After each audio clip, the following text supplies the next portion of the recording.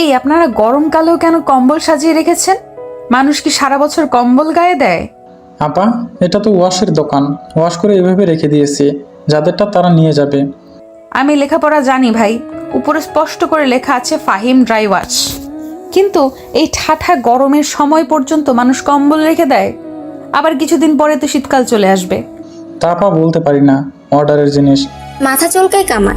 সে এই দোকানের কর্মচারী। আজ দুপুরে খাওয়া ভালো হয়নি, ডালে লবণ বেশি ছিল আর মাছটা পচা। তার উপরে এই মেয়েটার উল্টাপাল্টা প্রশ্নে বিরক্ত লাগে, আবার মনটাও খারাপ হয়। আহা, এত সুন্দর মেয়েটা এমন পাগল পাগল। কি বলছেন এমন বিড়বিড় করে? আমার মনে হয় কি জানেন, আপনারা ইচ্ছে করে কম্বল সাজিয়ে রেখেছেন। এটা আপনাদের মার্কেটিং পলিসি। কিসের পলিসি আপা? বোকার মতো প্রশ্ন করে হাঁ করে থাকে কামাল। Marketing policy. এখন কম্বল সাজানো দেখে কারো না কারো মনে পড়বে, তাই তো আমার কম্বলও তো এই বছর ওয়াশ করি নাই। তখন সে এখানে চলে আসবে, সাথে আরও কয়েকটা সোয়েটার, শাড়ি বা শার্টও আসতে পারে। তখন আপনাদের ব্যবসা তো রমরমা। কামালের কাছে সুন্দর মতো পাগল মেয়েটা আরো কিছু বলতে যাচ্ছিল, কিন্তু কামালের কপাল ভালো, এজন্য অন্য একটা মেয়ে এসে তাকে উদ্ধার করে।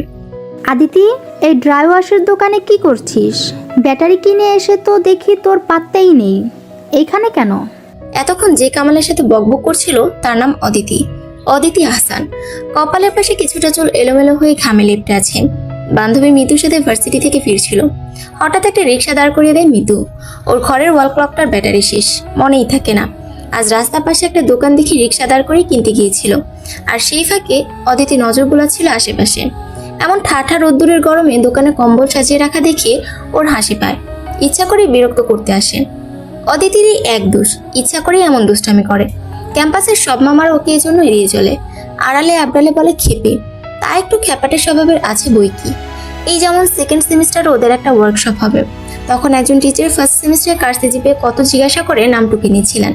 অদিতি উঠে দাঁড়িয়ে বলে বসলো, স্যার, যদি ভালো সিজিপিএ ধারীরাই আপনার ছাত্রছাত্রী হয় এবং তারাই সব ওয়ার্কশপে যেতে পারে, তাহলে আমাদের আর ক্লাসে থাকার দরকার কি? আপনি এখন থেকে ওদের নিয়েই ক্লাস করেন, আমরা বাকিরা 100 জন চলে যাই। শিক্ষক বেচারা আমতা আমতা করতে লাগলেন। শেষে সবার থেকেই নিলেন। সেইবার সবাই অদিতিকে বাহবা দিয়েছিল, যদিও এরাই অনেকে তার ছেড়া বলে। মিতুর কাজ শেষ, বাড়ির দিকে চলতে থাকে দুইজন। আগে মিতুর বাসা, এরপর অদিতি। মিতু নেমে গেলে বাকিটা পথ একাই যায় অদিতি। রিক্সা থেকে নেমে বাড়তি 100 টাকা রিক্সাওয়ালার হাতে ধরিয়ে দেয়। মামা, এক গ্লাস শরবত খেয়ে নিয়েন, আপনি ঘেমে গিয়েছেন। আর একটা কথা না বলে হনহন করে অদিতি ওর বাড়ি ঢুকে পড়ে। রিক্সাওয়ালা কিছুটা অবাক হয়ে তাকিয়ে থাকে। ওদি, পড়ালেখা কেমন চলছে তোমার? ভালো বাবা, আর তাছাড়া আমি যেহেতু চাকরি বাকরি করব না, আমার সিজিপিএ নিয়ে এত চিন্তা নেই। নোট গিলে পরীক্ষায় ধুমধারাক্কা রেজাল্ট করার কোনো ইচ্ছেই নেই। অদিতিদের বাড়ির এই একটা নিয়ম, সারাদিন যে যেখানেই থাকুক, রাতের খাবার টেবিলে সবাই একসাথে বসে খাবার খাবে। এটা অদিতির বাবা আহসানুল হকের অলিখিত নির্দেশ। একই সাথে খাবার টেবিলে মোবাইল নিয়ে বসা যাবে না, এটাও কড়াভাবে বলে দেওয়া। তাহলে তো ছেলে দেখা শুরু করতে হয়। চাকরি বাকরি যখন করবি না, তাহলে মন দিয়ে ঘর সংসার কর। সেই হিসাব করলে তো তোকেই আগে বিয়ে দিতে হয়। চাকরি পাচ্ছিস না তো বিয়ে করে ঘর জামাই থাক, শ্বশুর বাড়িতে বাজার সদাই করে দিবি। আরাম করে মুরগির একটা হাড় চিবাতে চিবাতে বড় ভাই শোভনের খোঁচার বিপরীতে বড় একটা খোঁচা দিল অদিতি। বাস্তবতা হলো মাস্টার্স পাস শোভন বেকারই বলা যায়। এখানে ওখানে চাকরির পরীক্ষা দিচ্ছি, কিন্তু এখনো বেটে বলে মেলেনি। তাহলে কি করতে চাও ওদি? বাবা প্রসঙ্গে ফেরেন। সন্তানদের ক্যারিয়ার নিয়ে 8-10 জন বাবার মতো উনিও খুব চিন্তিত। আবার এদিকে ওনার চাকরির মেয়াদও শেষের দিকে, তখন কোয়ার্টার সহ চাকরির অন্য সকল সুবিধা পাওয়া যাবে না। ছেলেটা পড়াশোনায় মোটামুটি, এখনো আশাব্যঞ্জক কিছু করতে পারেনি। মেয়েটা সেই হিসেবে অনেক মেধাবী, কিন্তু খামখেয়ালে, কখন যে কি করে আর বলে বোঝা মুশকিল।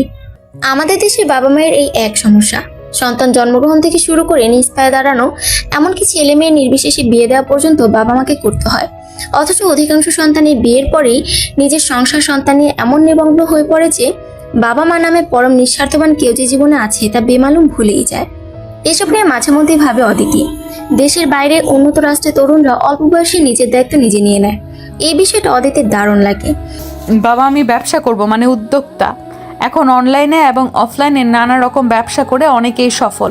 কাপড় ধুয়ে হোম ডেলিভারি করা থেকে শুরু করে কেটে ধুয়ে পরিষ্কার করা মাছ পর্যন্ত বিক্রি করছে। এখন কোন ব্যবসা করব? আমি শুধু একটা টিউশনি করতে চাচ্ছি, কারণ প্রতিনিয়ত বাবা মায়ের কাছে যে কোনো বিষয়ে হাত পাততে আমার লজ্জা করে। এবার রেড়ে করে ওঠেন অদিতির মা লুৎফা রহমান। এইটাই তো বাকি ছিল, মানুষের বাড়ি বাড়ি ঘুরে বেড়াবে। আর তোমার কিসের এত অভাব শুনি যে টিউশনি করাতে হবে? লুৎফা, এভাবে বলছো কেন? কোনো কাজই ছোট তো নয়ই। আর টিউশনি করা গরিব বাচ্চাদের কাজ, এমন চিন্তা তোমার মাথায় আসলো কিভাবে? নিজের পায়ে দাঁড়ানোর জন্য বিভিন্ন দেশের স্টুডেন্টরা হোটেল রেস্তোরাঁয় কাজ করে, সেখানে আমাদের দেশে তো টিউশনি ভালো অপশন। তবে মা, ইদানিং কিন্তু ফ্রিল্যান্সিং খুব জনপ্রিয় হচ্ছে, ঘরে বসে কাজ। তুমি অনলাইনে গ্রাফিক্স ডিজাইন শিখতে পারো। শোনো শোভনের বাবা, শম্পার বিয়ের কথা ভুলে যেও না, আগামী সপ্তাহে কিন্তু যেতে হবে। ও, আমি তো ভুলেই গিয়েছিলাম। কি মজা শম্পা আপুর বিয়ে! এবার গ্রামে যেয়ে কিন্তু 1 সপ্তাহ থাকবো। উল্লাসে মেতে ওঠে অদিতি। খাওয়া শেষ করে দ্রুত রুমে এসে মোবাইল খোঁজে। উদ্দেশ্য শম্পাকে একটু খোঁজাখুঁজি করা। শম্পা ওর বড় চাচার মেয়ে, স্থানীয় একটা কলেজে অনার্স 4th ইয়ারে পড়ে। ভীষণ স্নিগ্ধ, মায়াবী আর গুণী একটা মেয়ে। অদিতিরা বাড়িতে গেলে বড় চাচার বাড়িতেই যেয়ে ওঠে। শম্পা নানা রকম পিঠা বানায়, চাচি মজার মজার রান্না করে, আর গল্পে আড্ডা ওদের দিন কেটে যায়। আপু আর দুলা ভাইয়ের কি অবস্থা? রাতে ঘুমাচ্ছে নাকি হবু বউয়ের চিন্তায় তার রাতের ঘুম হারাম? টুক করে মেসেঞ্জারে শম্পার উদ্দেশ্যে একটু খোঁচা পাঠিয়ে দেয় অদিতি। গ্রামের অনেক আগে খাওয়া দাওয়া শেষ, সুতরাং শম্পা এখন রুমে, ফোনের কাছেই থাকার কথা মনে মনে ভাবে অদিতি। তা আমি কিভাবে বলবো? তার সাথে কি আমার কথা হয়? ফিরতি মেসেজ শম্পার। কেন কথা হয় না কেন? তুমি করবা বিয়ে, সংসার করবা তুমি, তা টুকটাক কথা তো বলাই উচিত। আমাকে যে দেখতে এসেছিল সেই সময়ই যা একটু দেখেছি, কথা তো হয়নি। আর 1 মাসের মধ্যেই বিয়ে ঠিক? আমাকে মা শুধু বলেছে ছেলে ভালো আছে, ভালো একটা চাকরি করে, পরিবারও ভালো, রাজি হয়ে যা।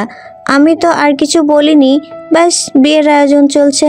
কেউ বলেনি যে ছেলে মেয়ে কথা বলুক, বা সেই ছেলেও কখনো ফোন দেয়নি। শম্পার মেসেজের উত্তরে কি লিখবে ভেবে পায় না অদিতি, কিন্তু ওর মনে হয় বিষয়টা ঠিক হচ্ছে না। তার উপরে অ্যারেঞ্জ ম্যারেজ। অদিতির তো এটা মনে হলেই আতঙ্ক লাগে। অচেনা জায়গায় অচেনা কারোর সাথে সংসার করা, না, শম্পাপুর বিষয়টা নিয়ে ভাবতে হবে। অদিতি এটা নিয়ে কার সাথে কথা বলা যায় ভাবতে থাকে। গ্রামের বিয়ের একটা অন্যরকম আনন্দ আছে, মজা আছে। যেমন হলুদে একটা কুলো করে দূর্বা ঘাস, ধান, হলুদ, মেহেদি নিয়ে কনের মুখের সামনে ধরে গানের সুরে নানা রকম ছন্দ পড়ে। নানি দাদি গোছের কিছু মুরব্বী মহিলা এসব ছন্দে ছন্দে উড়াদুরা নাচ দেয়, রং মাখামাখি হয়। এখন অবশ্য সব জায়গায় আধুনিকতার ছোঁয়া। হিন্দি সিরিয়ালের মতো করে সাজ দিয়ে হিন্দি গান বাজিয়ে নাচানাচি করে। অদিতির এসব দেখতে ভালোই লাগছে। আরও 2 দিন আগেই সে গ্রামে এসেছে। তার আগে সে হবু বরের নাম্বার জোগাড় করে শম্পাপুকে দিয়েছে কথা বলার জন্য। এই নাম্বার জোগাড় করতে কম কাঠখড় পোড়াতে হয়নি। মাকে তো কিছুই বলা যায় না, সব কিছুতেই রিয়েক্ট করে। ওনার কাছে মেয়ে মানুষ অসম্মানে বিয়ে দিয়ে শ্বশুরবাড়ি পাঠানো। ভাই তো একটা খচ্চর, এসব বললে কান মলা দেবে। বাকি থাকলো বাবা, একমাত্র উনি অদিতিকে বুঝেন। অন্যের কাছে যা পাগলামি মনে হয়, তার মাঝেও কিছু যুক্তি খোঁজার চেষ্টা করেন। সেই বাবাকে বলে কয়ে নাম্বারটা জোগাড় করেছে, কিন্তু শম্পাপু এমনই সরল, সে কোনো ফোন তো দেয়নি, বরং বলছে তার নাকি লজ্জা লাগে। কিন্তু অদিতির মনেও একটা খটকা লাগে, ছেলেটা তো অন্তত ফোন দিতে পারত। বর্তমান সময়ে এসব তো কোনো ব্যাপারই না। শেষে অদিতি সে নাম্বারে কল দেয়। হ্যালো দুলা ভাই, আমাকে ঠিক চিনবেন না, আমি হলাম আপনার শালিকা, একটু দুষ্টু টাইপ, মিষ্টি শালিকা। বলেন কেমন আছেন? ওই পাশের ব্যক্তি তখন ঘুরে আছে। এত সাবলীল মিষ্টি নারী কণ্ঠের কথা শুনে থতমত খায়। কোনো রকমে বলে, জি ভালো আছি, আপনি ভালো আছেন? কিভাবে ভালো থাকি বলেন? আপনার বিয়ে ঠিক, আর এখনো হবু বউয়ের সাথে কোনো কথাই বললেন না। মোবাইল জিনিসটা আছে কিসের জন্য? কথা বলার জন্য, তাই না? জি ঠিক বলেছেন। এত জিজি করছেন কেন? আমি কি আপনার বস নাকি? আপনার হবু বউয়ের নাম্বার মেসেজ করছি, একটু তো হাই হ্যালো করেন। না হলে বিয়ের পরে প্রথম কথা হবে, বউ তোমার নাম কি? ওই পাশের ছেলেটা তখন অবস্থা সঙ্গীন। এমন কাজ ভাঙা হাসির সাথে ভৎসনা যে কোনো পুরুষের শেষ করার জন্য যথেষ্ট। তবুও কিছুটা এগোতে লাগায়, গলায় শক্তি এনে পাল্লা দেওয়ার চেষ্টা করে। শালিকা যখন এমন সুন্দর করে হাসে, তখন বউয়ের খোঁজ তো নিতেই হয়। দেন ফোন নাম্বারের কথা বলি দেখি। আর বেশি কথা বাড়ায় না অদিতি, সব কিছুতে লিমিট রাখাই ভালো। আর ও তো মূলত কিছুটা ইজি করেছে শম্পাপুর জন্য। তবে অদিতি সফল বটে। সেদিনই শম্পাপুকে ফোন দিয়েছিল তার হবু বর। কি কথা হয়েছে না হয়েছে সেটা নিয়ে অদিতির মাথা ব্যথা নেই। তার চাওয়া ছিল উভয় পক্ষ পরিচিত হোক, স্বাভাবিক হোক দুইজনই। তারপর আজকের হলুদের অনুষ্ঠান। শম্পার বোন সম্পর্কে সবাই এক রঙের শাড়ি পরেছে আর ছেলেরা পাঞ্জাবি। দেখতে ভালোই লাগছে, কিন্তু অদিতির কাছে এটাকে নিছক অপচয় মনে হচ্ছে। কারণ কাপড়ের যে কোয়ালিটি তাতে আরেকবার পরার মতো না। কিন্তু সবার জন্য কিনতে গেলে যে টাকা খরচ হচ্ছে তাতে ওর বড় চাচার উপর বেশ চাপই যাবে। এর মধ্যে বড় ফুফুর মেজো মেয়ে শাড়ি পায়নি বলে ফুফু বেশ মুখ ভার করে বসে আছেন। ব্যাপারটা হলো বড় ফুফু সবার বড়, ওনার মেয়েরাও প্রায় অদিতিদের মা চাচিদের বয়সী বলা চলে। এখন উনি যে এমন কালারফুল রঙাচঙা শাড়ি পরতে চাইবেন তাকে বুঝতেই পারেনি। আর তাছাড়া কেনার সময় ভুল করে কম পড়ে গেছে, তখন ওই কালারের পাওয়া মুশকিল। তাছাড়া কেনা হয়েছে বেশ দূরের জেলা শহর হতে, যা এই গ্রাম থেকে বেশ দূরের পথ। বিয়ে বাড়িতে এমন ছোটখাটো হট্টগোল হবেই যেন, তবে অদিতিই এসে সমাধানের পথ বের করে। ওর শাড়িটা শম্পা আগেই আলাদা করে পাঠিয়ে দিয়েছিল, যেন ম্যাচিং ব্লাউজ বানাতে পারে। শাড়ি তো তেমন পরে না, ব্লাউজ না থাকারই কথা। সেই শাড়িটা নিয়ে এসে বড় ফুফুর হাতে দেয়। তুমি কি পারবা? শাড়ি ছাড়াও বহু রকম ড্রেস আছে ফুপি, আমি এই কালারের কাছাকাছি তেমন একটা ড্রেস পরে নেব। আর তাছাড়া আমি শাড়ি খুব একটা ভালো সামলাতে পারি না। তা তোমার মতো বয়সের মেয়েরা আজকাল কিন্তু ভালো শাড়ি পরতে পারে। আর তুমি তো দেখি একালের সাথে তাল মিলাতেই পারবা না।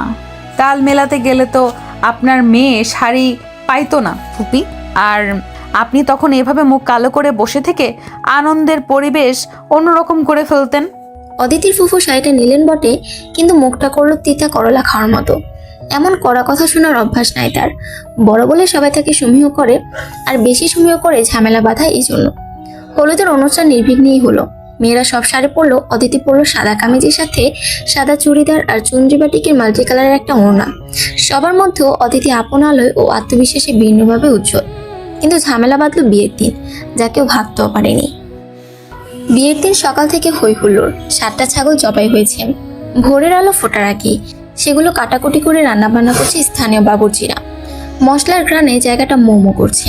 চেনা অচেনা আধা চেনা আত্মীয় স্বজনে ভরে গেছে ঘর। এত লোকজনের মাঝে অদিতির অস্বস্তি হয়, বিশেষ করে যখন কেউ বলে, ও তুমি আহসানের মেয়ে না? তা ডাগর হয়ে উঠেছো তো, তোমারও তো বিয়ের দেওয়া উচিত। অদিতির হাসি পায়। বিয়ে হওয়া ছাড়া মেয়েদের বুঝে আর কোনো কাজ নেই। কিন্তু অদিতি রাগ করে না, বিরক্ত হয় না, কারণ এসবে লাভ নেই। বরং একটা হাসি হাসি মুখ করে ভাবখানা এমন যে অদিতি তো বিয়ের জন্য রেডি। ছেলে একজন আসলে সে নিজেই কবুল বলে ফেলবে। অবশ্য অন্য ধরনের কথাও শুনেছে। এই বয়সের মেয়ে একটু বেশি সাইজা গুইজা মেকআপ করে ঘুরবা, তা না তোমার দেখে বোঝাই যায় না যে বিয়ে বাড়িতে আসছো। রংচঙের সংসারের কোনো ইচ্ছাই অদিতির নেই, তবে সম্পাপুকে সেই সুন্দর লাগছে। মানুষ এজন্যই বলে বিয়ের পানি পড়লে নাকি মেয়েরা সুন্দর হয়ে যায়।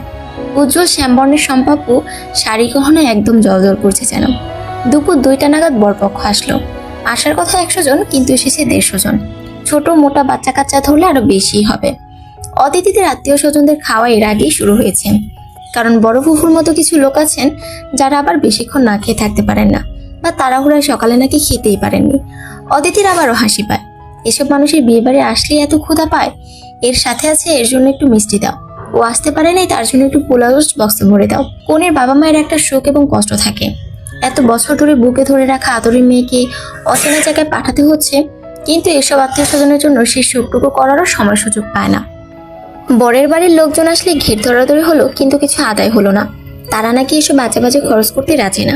অদিতির বাবার ধমকে বাড়ির ছেলে মেয়েরা সরে গেল। খাবারের সবাই পার হয়ে যাচ্ছে।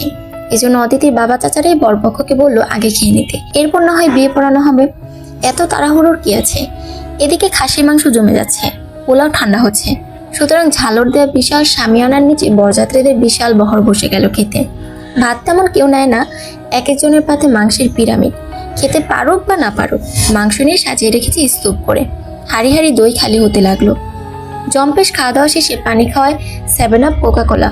যখন সবাই ব্যস্ত, তখন অদিতির বাবা এগিয়ে গেল ছেলের বাবার দিকে বিয়ে পড়ানোর অনুমতি নিতে। স্থানীয় কাজী সাহেব উপস্থিত, নীল রঙের কাবিননামায় লেখার জন্য প্রস্তুত। বরকনের আইডি কার্ডের খোঁজ করছেন। এমন সময় হঠাৎ করে চিকন স্বরে কান্নার শব্দ। প্রথমে সবাই ভাবলো কনে বা কনের মা বুঝে কনে বিদায়ের বেদনায় কাঁদছেন, কিন্তু শব্দ আসছে কনে যে ঘরে বসে আছে তার পাশের ঘর থেকে।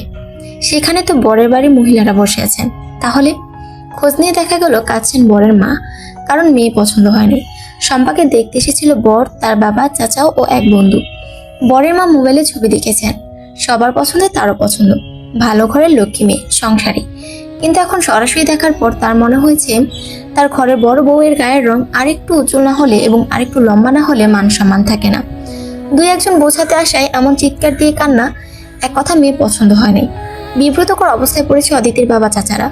ভদ্রতার খাতিরে বলতেও পারছে না যে খাওয়া দাওয়ার পরে আপনাদের এই কি নাটক। বর উঠে মায়ের কাছে গেল। অদিতিরা কয়েকজন বরের মা যে রুমে আছে তার সামনে দাঁড়ানো। বরকে জড়িয়ে ধরে তার মা কেঁদে চলেছেন। একটাই কথা, আব্বা এই মেয়ে তোর যোগ্য না। বরের বাড়ি দুই একজন মহিলা আত্মীয় এমনকি অতিথিদের দুই একজন বোঝানোর চেষ্টা করছেন, কিন্তু মহিলা নাছর বান্দা, উনি এই বিয়েতে রাজি না। এর মধ্যে বরের বাপও চলে এসেছে, তার কথা তো শুনছেই না। তার কারণেই নাকি ছেলের এমন খারাপ বিয়ে হচ্ছে। অগত্যা বরের বাপ ভেবাচাকা খেয়ে দাঁড়িয়ে আছেন। কিছুক্ষণ নাটক চলছে। ওইদিকে অদিতির চাচি ওর মাকে জড়িয়ে ধরে কাঁদছেন। ওনার মেয়ের কপাল বুঝি ভাঙল। শম্পার মুখ শুকিয়ে এতটুকু হয়ে গেছে, অনুভূতিহীন। সারা বাড়িতে কানাঘুষা। বরের মায়ের মেয়ে পছন্দ না, এজন্য কাঁদছে। আর সহ্য হলো না অদিতি। বরের মায়ের সামনে গিয়ে জোরে বলে উঠল, নাটক কম করেন। বিয়ে ঠিক হওয়ার 1 মাস পরে বিয়ে হচ্ছে, আর বিয়ের দিন এসে ভর পেট খাওয়ার পরে আপনার মনে হলো যে মেয়ে পছন্দ না। ইয়ার কি পেয়েছেন? বরের মা কান্না বন্ধ করে হাঁ করে অদিতির দিকে তাকিয়ে আছে। অদিতির আত্মীয় স্বজন দুই একজন রেডে করে ছুটে আসছিল। ঠেকালো অদিতির বাবা। উনি বরপক্ষের উপর যথেষ্ট বিরক্ত। যোগ্য না কে? আমাদের মেয়ে? মোটেও না। আপনার ছেলে, আপনাদের পুরো পরিবার আমার শম্পা আপুর যোগ্য না। আমাদের তো আল্লাহর শুকরিয়া আদায় করা উচিত যে খাবারের উপর দিয়ে, টাকা পয়সার উপর দিয়ে ধাক্কা গেছে, শম্পা আপুর জীবনের উপর দিয়ে যায়নি। বিয়ে হলে তো এই নাটকে মহিলা আমার বোনের জীবন ছারখার করে দিত। অদিতির এমন কথা মুখ খুলতে চায় বর, কিন্তু তাকে চুপ করিয়ে অদিতি কণ্ঠের জোর আরো বাড়িয়ে বলে ওঠে, আপনি কোনো কথা বলবেন না। আপনার মুরুদ বোঝা হয়ে গেছে। আমার বাবা চাচারা ভদ্র বলে আপনাদের পিঠ বেঁচে আছে এখনো। ভালোই ভালোই বের হয়ে যান আপনারা। খাবারের দাম ধরছি না, এটাই আপনাদের কপাল। ভাবছেন হাত পা ধরে বিয়ের জন্য রাজি করাবো? মোটেও না। আপনাদের মতো ছোট লোকদের সাথে বোন দিয়ে দেওয়ার কোনো ইচ্ছেই নেই আমাদের। আর কোনো নাটক করলে ভিডিও করে ফেসবুকে পোস্ট করে দেব, তখন কিন্তু সমাজে মুখ দেখাতে পারবেন না। অদিতির কথায় উৎসাহিত হয়ে এর মধ্যে ওর কিছু চাচাতো ভাই মোবাইলে ভিডিও শুরু করে দিয়েছে। অবস্থা বেগতিক দেখে বরযাত্রীরা সুর করে বের হয়ে যায়। বেলা শেষের দিকে বরযাত্রীদের সাথে অদিতিদের আত্মীয় স্বজনরাও সবাই চলে গেছে। বড় ফুফুর মতো কিছু লোকজনের যদিও ইচ্ছে ছিল আরো কয়েকদিন থাকার, এই বিয়ে ভাঙা নিয়ে খোঁজাখুঁজি করার, কিন্তু অদিতির অগ্নিরূপের কথা স্মরণ হয়ে থাকলে আরো হিতে বিপরীত হতে পারে ভেবে তারাও চলে গেছে। বাড়িতে আছে অভুক্ত অদিতির বাবা, চাচা, মা, চাচি সহ ভাই বোনেরা। হাড়ি পাতিলের নিচে পড়ে থাকে কিছু খাবার, খাবারের সন্ধানে ঘুরঘুর করা কয়েকটা কুকুর, আর ভাবলেশীন কনের সাজে বসে থাকা শম্পা। বরযাত্রীরা তো যথেষ্ট শিক্ষা নিয়ে চলে গেল, অন্যেরা গেল ভরপেট খেয়ে, কিন্তু শম্পার কি হবে এই চিন্তা এখন ঘুরপাক খাচ্ছে সবার মাথায়। সন্ধ্যা নামছে যেন অতি ধীর গতিতে। ডেকোরেটরের লোকজন তাদের হাঁড়ি, কড়াই, গ্লাস, প্লেট সব গুছিয়ে নিয়ে যাচ্ছে। বাড়তি খাবারগুলো নেওয়ার কেউ নেই। অদিতির বাবা বলে দিয়েছেন ওদের নিয়ে যেতে। অদিতিরা কেউই খায়নি। ভেবেছিল বিয়ে পড়ানো হলে খেতে বসবে, কিন্তু বিয়েও হলো না, বাড়ির কারো খাওয়াও হলো না। গ্রামের বাড়ি হলো অতিথির চাচারা বেশ সুন্দর করে উঠান রেখেই একতলা পাকা বাড়ি করেছেন। রান্নাঘর আর স্নানের ঘর বাইরে। বাড়ির মাঝের একটা ঘরে বসে সবাই অনেকটা বসার ঘরের মতো। সেখানেই খাটের উপর বসে আছে অদিতির মা এবং চাচি। চেয়ারে অদিতির চাচা এবং বাবা। অদিতি আর ওর ভাই শুভন গেল সেখানে। ঝোঁকের মাথায় তো বিয়ে ভেঙে গেল, এখন কি হবে বুঝতে পারতেছি না। অনেকটা ভাঙা গলায় বললেন অদিতির চাচা সিরাজুল হক। আমার মেয়েটা সব কিছুতে বাড়াবাড়ি। কে বলেছিল বড়দের বিষয় নাক গলাতে? ফুঁসে ওঠেন অদিতির মা লুৎফা। মেয়ের পাকনামি ভীষণ অপছন্দ। বিয়ে ভেঙে গেলে গ্রাম এলাকায় আবার বিয়ে হওয়া যে কি কঠিন, এই পিচ্ছি মেয়ে কি বুঝবে? গম্ভীর গলায় অদিতির বাবা মেয়েকে সাপোর্ট দেন।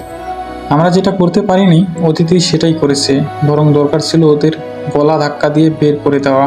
তোমাদের কি মনে হয় হাত পা ধরে বিয়ে দিলে শম্পাকে ওরা আদরে রাখতো?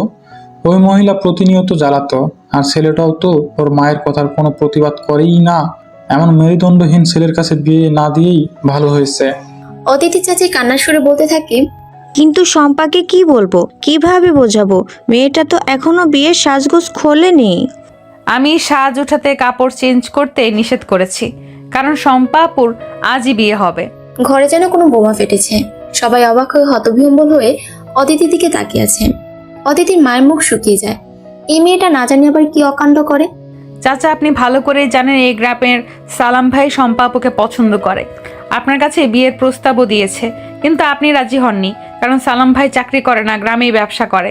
সালাম ভাই কিন্তু MA পাস, কিন্তু উনি 8-10টা ছেলের মতো চাকরি না খুঁজে ঘুষ দিয়ে চাকরির চেষ্টা না করে নিজের পায়ে দাঁড়ানোর চেষ্টা করেছেন। এটিকে অপরাধ, অযোগ্যতা? চাকরি করলে উপযুক্ত ছেলে, আর না করলে, ব্যবসা করলে অনুপযুক্ত। এই ধারণা একদম ভুল।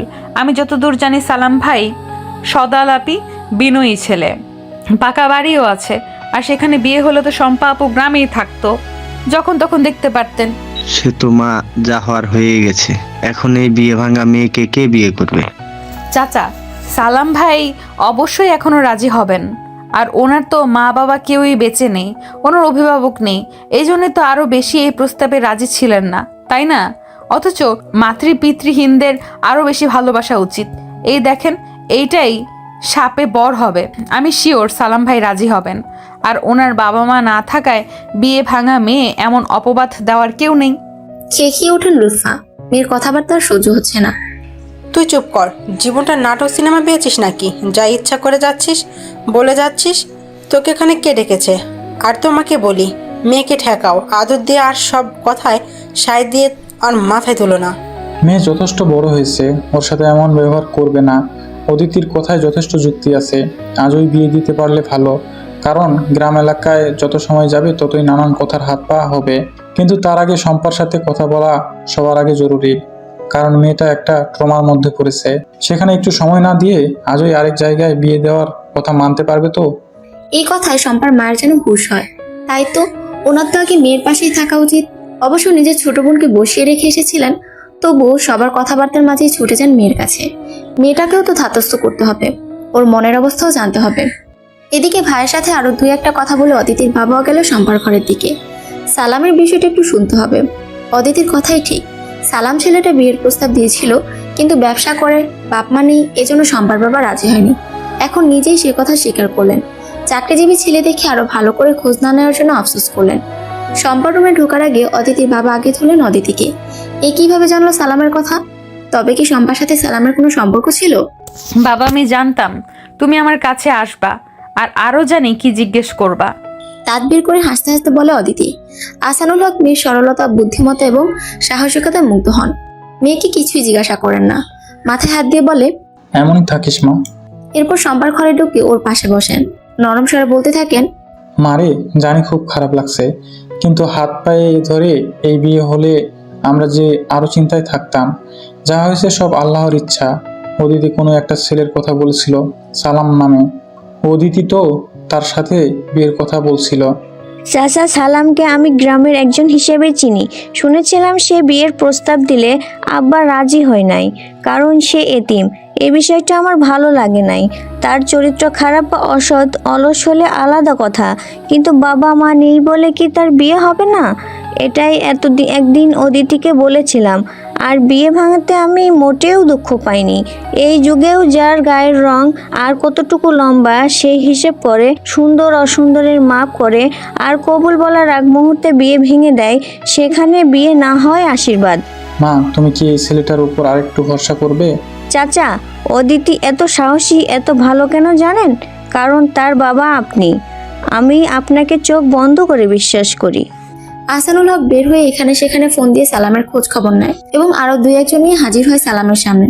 গ্রামে কারো জানতে বাকি নেই যে শম্পার বিয়ে ভেঙেছে। সালামও জানে, ঘরে বসে টিভি দেখছিল।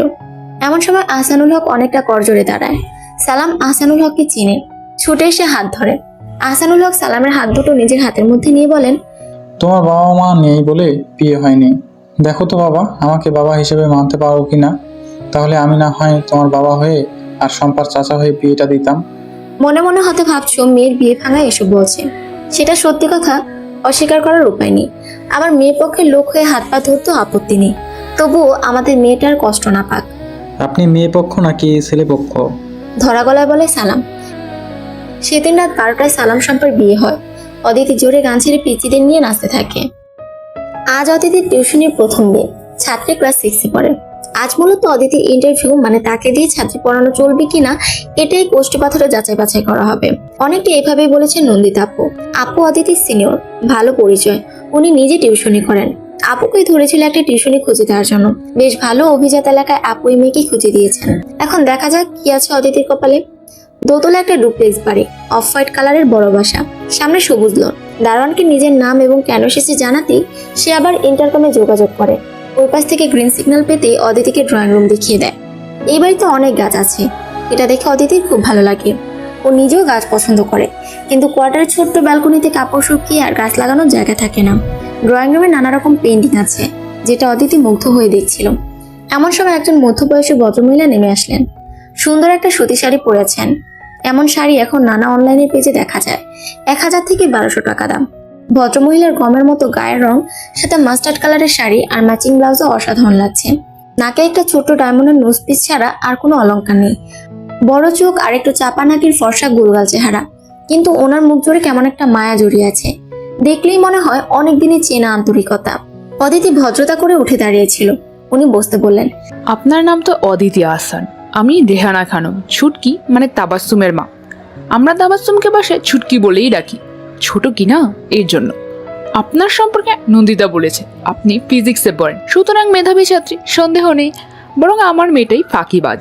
দেখেন একটু বুঝিয়ে পড়াশোনায় মন লাগাতে পারেন কিনা। আমার আসলে দরকার ওর বন্ধু হতে পারে, ওকে বুঝে এবং বুঝিয়ে পড়ায় ফেরাতে পারে এমন কাউকে।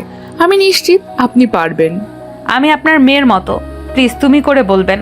মেয়ের মতো তো বটেই, তুমি করেই বলি। আমার এক ছেলে আছে, সে তোমার চেয়ে বড়, এবার ইঞ্জিনিয়ারিং শেষ করলো। শোনো, ছোট হলেও তুমি একজন শিক্ষক, সুতরাং পেমেন্টের বিষয়ে কথা বলাটা বিব্রতকর। নন্দিতা যেটা বলেছে সেটাই ফাইনাল। তোমার ঢঙ্গি ছাত্রীকে ডাকছি, পরিচিত হয়ে নাও। শেষের কথা বলে মিষ্টি হাসি দিলেন রেহনুমা। হাফ ছেড়ে বাঁচল অদিতি। মনে মনে শঙ্কিত ছিল, না জানি কি পরিস্থিতির সম্মুখীন হতে হয়। কিন্তু আন্টি বেশ ভালো। নন্দিতা আপু এই তাবাসসুমকে কিছুদিন পড়িয়েছে, কিন্তু এখান থেকে আপুর হোস্টেল অনেক দূরে হয় আর পড়াবেন না। অদিতিদের বাসা হতে আবার খুব বেশি দূরে নয়। মিস, আপনি কে ড্রামা দেখেন? কিম সুয়নকে আপনার কেমন লাগে? ছাত্রীর মুখের প্রথম কথা শুনে তবদা খেয়ে কয়েক মিনিট বসে থাকলো অদিতি। ছাত্রীখানা তার কোরিয়ান গার্লদের মতো করে চুল কেটেছে, গালের লাল আভা, নিশ্চিত একটু ব্লাশার লাগিয়েছে। সর্বনাশ, একে কিভাবে পথে আনবে?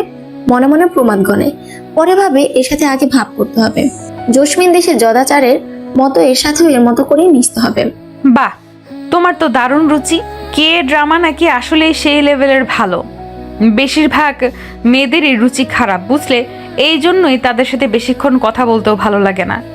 যাই বলো, তোমাকে কিন্তু খুব সুন্দর লাগছে, একদম কোরিয়ান সুইট গার্ল। তাবাসসুম খুব খুশি হয়। এই প্রথম একটা মনের মতো মিস পেল। আগেরগুলো ছিল সব কাট্টা খোট্টা, এক পড়া ছাড়া কিচ্ছু বুঝতো না।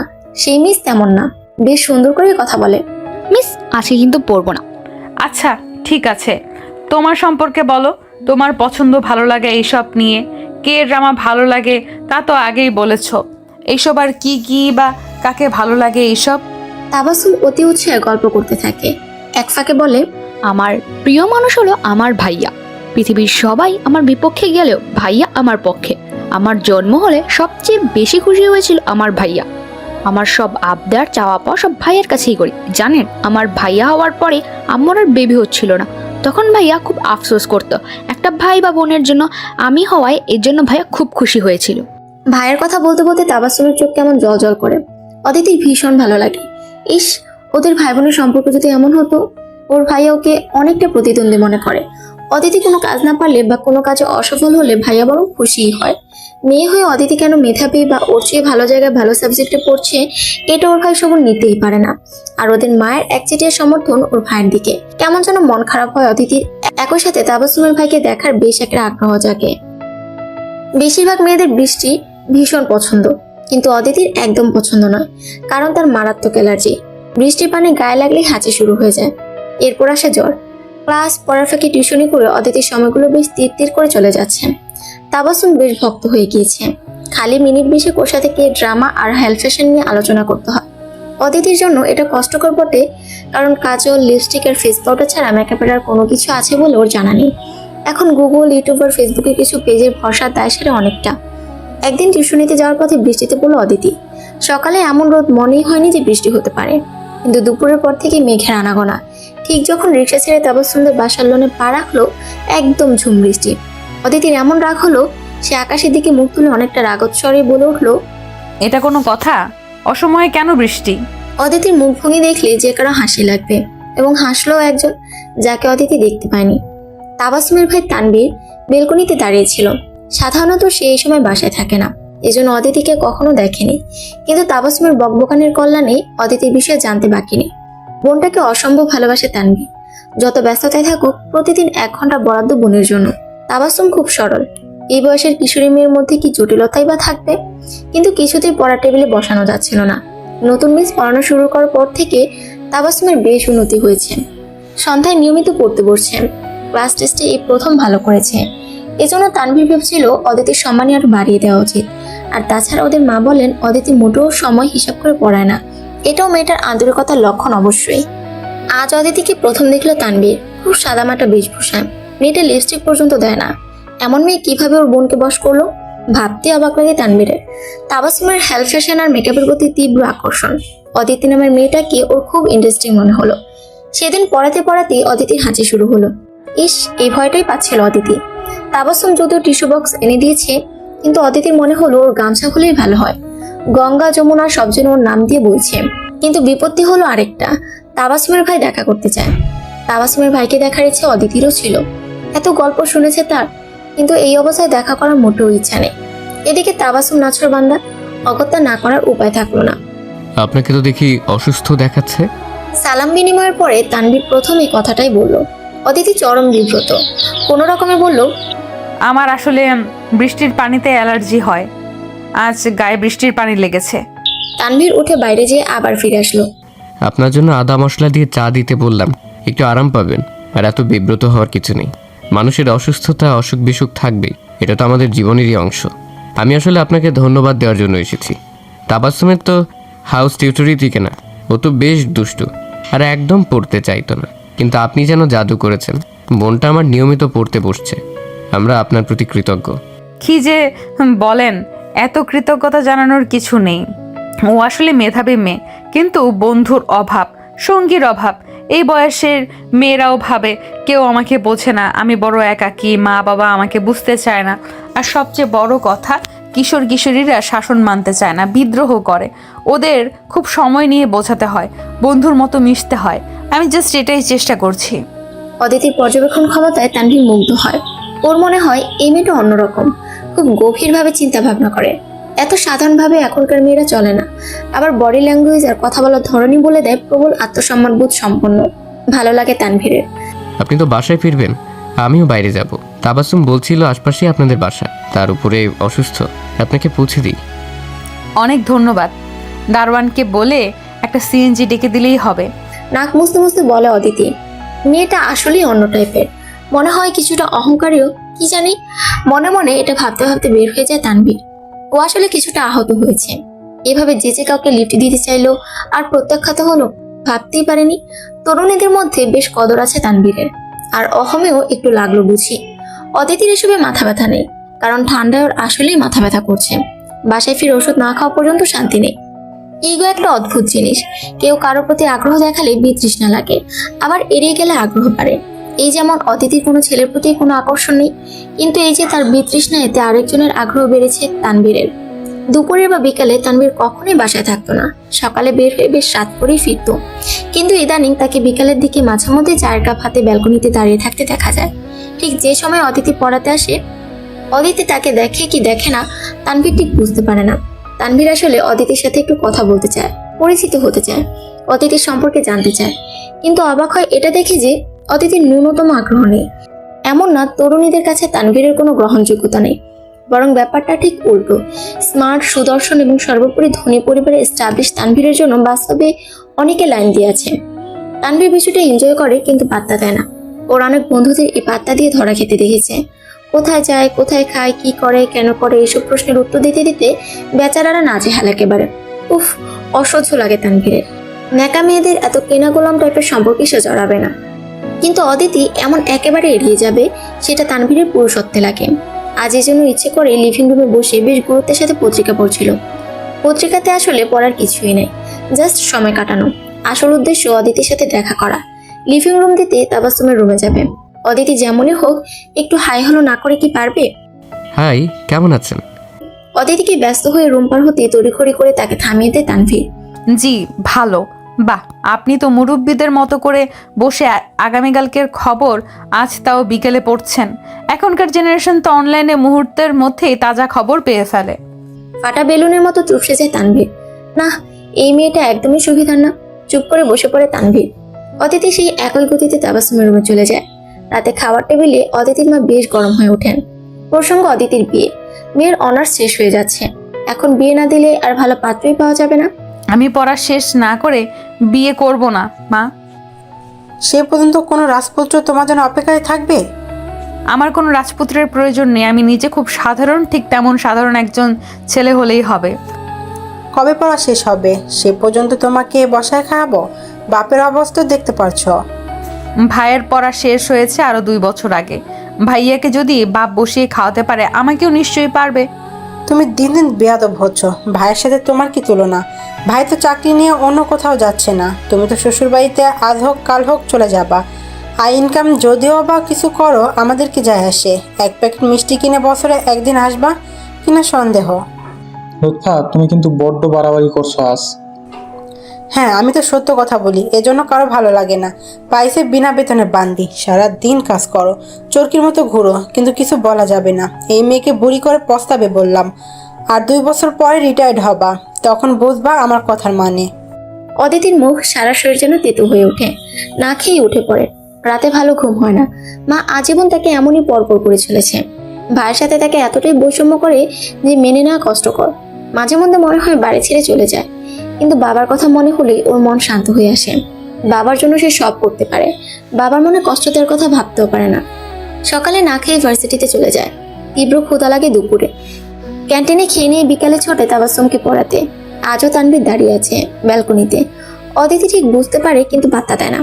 বড় লোকদের নানা রকম বিলাসিতা, নানা রকম ফ্যান্টাসি থাকে। ভালোবাসা নামের ভালো লাগার তেমনই এক ফ্যান্টাসি। অদিতি তানভীরকে গুরুত্ব দিচ্ছে না বলেই সে এখন অদিতির প্রতি মরিয়া। কিন্তু অদিতি জানে সে কেনই বাড়িতে আসে, সমাজের অবস্থান কোথায় এবং কোন সীমারেখায় থাকতে হবে। না, এর একটা বিহিত করতে হবে। মনে মনে ভাবে অদিতি। আজ তাবাসসুমকে পড়ানো শেষে ওর মাকে ডেকে সুন্দর করে বলে যে এই মাস পরে অদিতি আর পড়াবে না, সামনে ওর নিজেরও পরীক্ষা। তাবাসসুম এ কথা শুনে খুব আপত্তি করছিল, কিন্তু অদিতি বুঝিয়ে বলল কিছু মায়া কাটানোর কাজ শুরুতেই করতে হয়। অসম্ভব ঘটনা ঘটলো পরদিন। তাবাসসুমকে পড়াতে লিভিং রুম ক্রস করতে তানভীর সামনে আসলো। আপনি আর পড়াবেন না কেন? কারণ আপনি আমি কি করেছি? আপনি প্রতিদিন ঠিক আমার আসার সময় ব্যালকনিতে না হয় লনে কিংবা লিভিং রুমে বসে থাকেন। আগে তো কখনো আপনাকে দেখিনি। এর কারণ কি? আমি আমার বাসায় থাকলে আপনার কি সমস্যা? আর আমি আমার পার্সোনাল কারণে পড়ানো ছাড়লে আপনার সমস্যা কি? কারণ আমার বোনের ক্ষতি হবে। প্রয়োজনে আমি আর আপনার সামনে আসবো না। দেখুন, আপনার মা খুব বিশ্বাস নিয়ে আপনার বোনকে আমার কাছে পড়াতে দিয়েছে। আমি যদি সেই সুযোগে আপনার সাথে গল্প করি কিংবা কথা বলি, কিংবা কোনো কথা না হওয়া সত্ত্বেও আপনি এইভাবে আমার আসার সময় এইখানে সেখানে দাঁড়িয়ে থাকেন, আপনার মা অবশ্যই বুঝবেন যে কোনো না কোনো ঘাপলা আছে। আর উনি ঘটনা কিছু না হওয়া সত্ত্বেও দায়ী করবেন আমাকে সুবিধাবাদী ভাববেন। আর আমাকে শুধু নয়, প্রয়োজনের তাগিদে টিউশন করতে আসা সব মেয়েদেরই উনি খারাপ ভাবতে শুরু করবেন। এই জন্য এটাই ভালো যে আমি আর না পড়াই, এখানে আর না আসি। ভালো থাকবেন। গটগট করে হেঁটে গেল অদিতি। তানভীর সত্যিকার অর্থেই হা করে রইল। মাসের শেষ 5 দিন তানভীরকে আর দেখা যায়নি। মাস পূর্ণ হলে অদিতিও ছেড়ে দেয় তাবাসসুমকে পড়ানোর কাজ। অদিতির মা ওর বিয়ে নিয়ে ভীষণ ব্যতিব্যস্ত। মেয়ের বয়স হয়ে যাচ্ছে, লোকজন কি বলবে, সমাজ কি বলবে, এরপর আর ভালো সম্বন্ধ হবে না।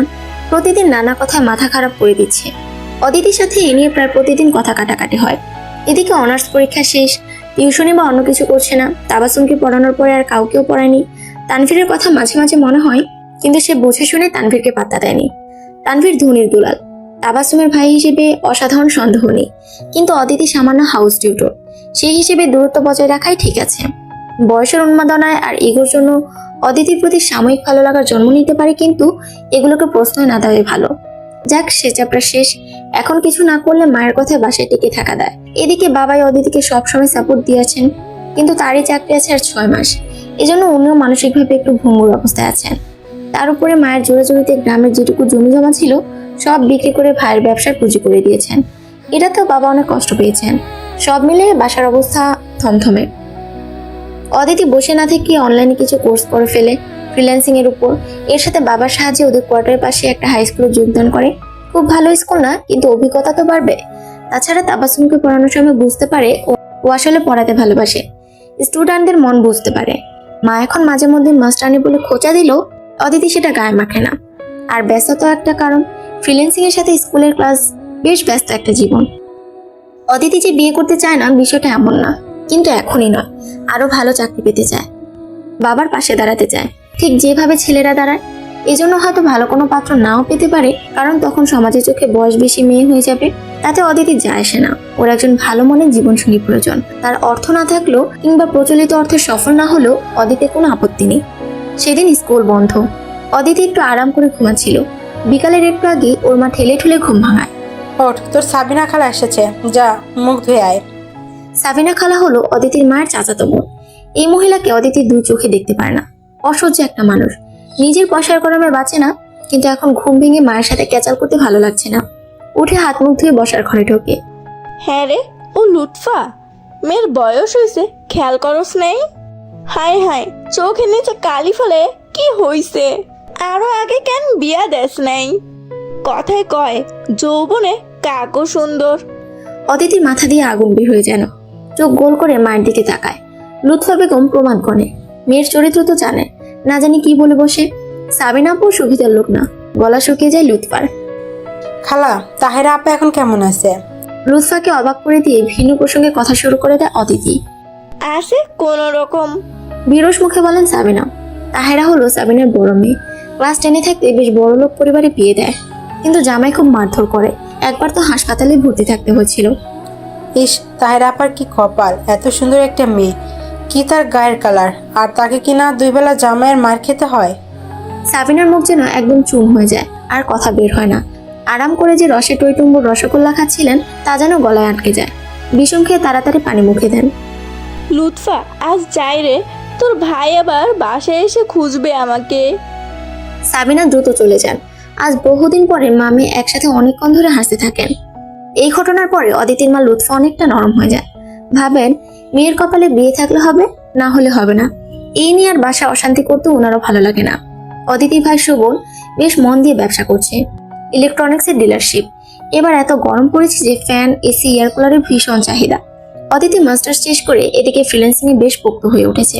টাকা যা পায় হাতে কিছু রেখে বাবার হাতে তুলে দেয়। আহসান সাহেব নিতে চান না, কিন্তু অদিতি গো ধরে। বাবা, আমি মেয়ে বলেই কি তুমি আমার টাকা নিতে চাও না? না রে মা, এত কষ্ট করে উপার্জন করিস, নিজের শখ আহ্লাদ পূরণ কর আর বাকি টাকা জমিয়ে রাখ, কাজে লাগবে। তুমিও তো কষ্ট করেই উপার্জন করে আমাদের পেছনে খরচ করেছো, আর নিজের কোন শখ আহ্লাদটা পূরণ করেছো শুনি? একটা ভালো পাঞ্জাবি পর্যন্ত তোমার নেই। আমি জানি তোমার বহুদিনের শখ আড়ং থেকে কাজ করা একটা পাঞ্জাবি কেনা। এই টাকা দিয়ে তুমি পাঞ্জাবি কিনবা।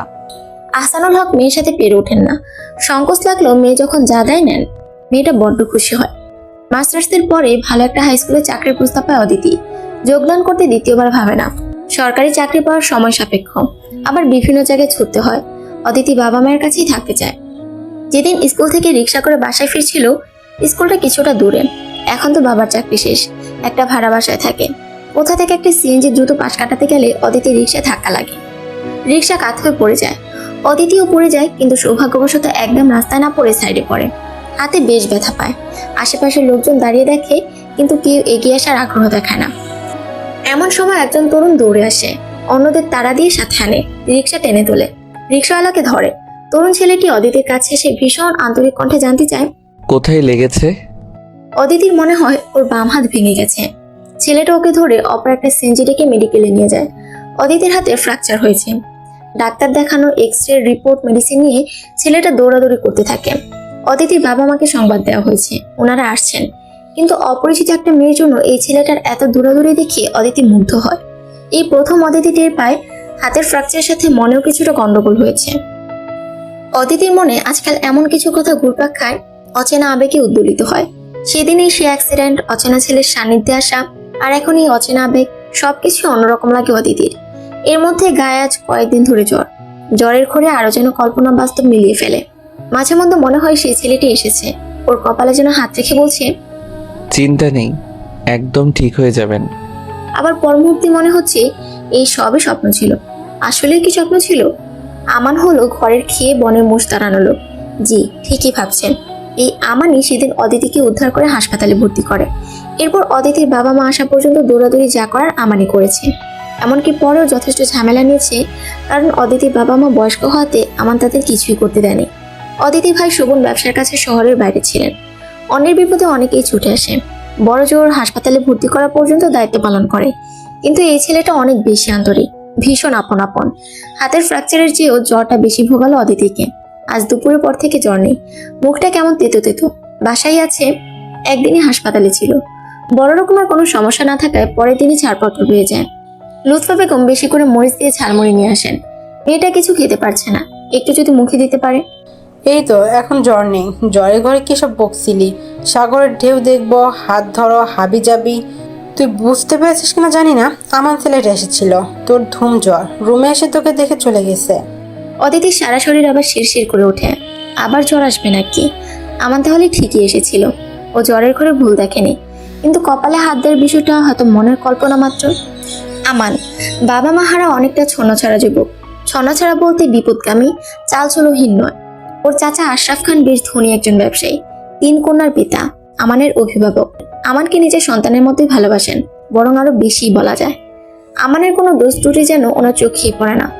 অপত্য স্নেহ আমানের জন্য, কিন্তু আমান যেন বন্য ঘোড়া, নিজের ইচ্ছা মতো ঘুরে বেড়ায়, মানুষের উপকার করার নেশায় ছুটে থাকে। এমন না যে আমার চাচার টাকায় করে, বরং বেশ ভালো একটা চাকরি করে, এমপ্লয়ি হিসেবেও দক্ষ। কিন্তু দোষ একটাই, হঠাৎ গায়েব হয়ে যায়। এই যেমন সেদিন মার্কেটের পাশে এক বৃদ্ধ হাওমা করে কাছে ছেলের কাছে এসেছিল, রাস্তা হারিয়ে ফেলেছে, ঠিকানা ঠিকঠাক বলতে পারে না। ছেলের ফোন নাম্বার একটা আছে, কিন্তু সেই নাম্বারে কেউ কল রিসিভই করে না। আমানের সাথে করে রেল স্টেশনে আসে, টিকিট কেটে গ্রামে যাওয়ার ব্যবস্থা করে। কিন্তু ঠিক ট্রেন ছাড়ার মুহূর্তে আমানের মনে হয়, বয়স্ক মানুষ আবার যদি হারিয়ে যায়। ছেলে তো মনে হয় ইচ্ছা করে দায়িত্ব এড়ানোর জন্য ফোন ধরছে না। ব্যাস, আরেকটা টিকিট কেটে চলে যায় বৃদ্ধের সাথে সেই সুদূর রংপুর। এই হলো আমান, যা মনে হয় তাই করাই ওর স্বভাব। বোর্ডিং আর হোস্টেলে কেটেছে অনেকটা সময়। এরপর ওর চাচা খুব চেয়েছিল নিজের কাছে রাখতে, কিন্তু সে রাজি হয়নি।